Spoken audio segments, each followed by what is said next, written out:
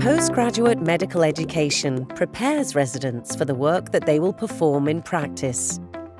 This training is aimed at what a newly qualified medical specialist should know and be able to do. In the training plan, all professional activities are elaborated as Entrustable professional activities, also called EPAs.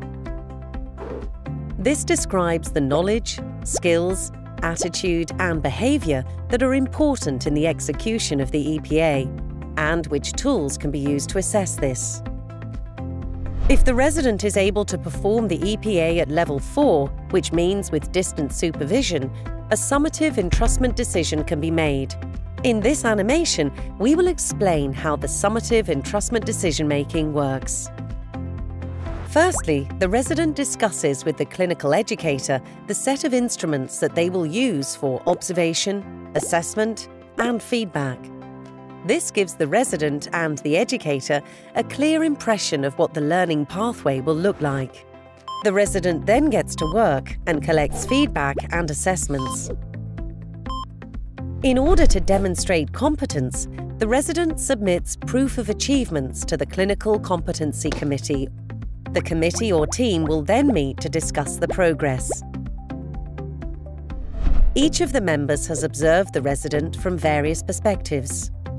They include the day-to-day experience with the resident in the clinical workplace and the accompanying gut feeling. Based on the confidence that they have in the resident, the Clinical Competence Committee decides how much supervision is required. We call this the level of supervision.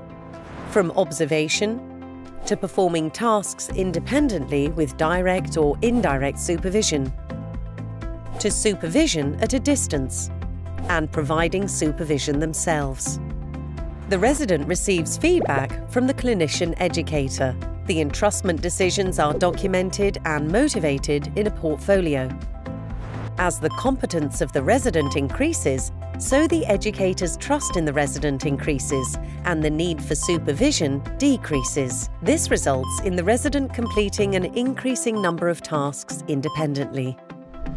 Once the resident has demonstrated the required competence to work under distant supervision and has gained the trust of the Clinical Competency Committee, then they will decide together to take a summative entrustment decision. Having earned the summative entrustment decision, the resident has all the competencies required to perform this professional activity independently. Once the resident has received summative entrustment decisions for all EPAs and has passed all the training segments, he is allowed to call himself a medical specialist. A good approach to summative entrustment decisions-making stimulates residents to increase their level of independence, backed by the trust of the committee and team.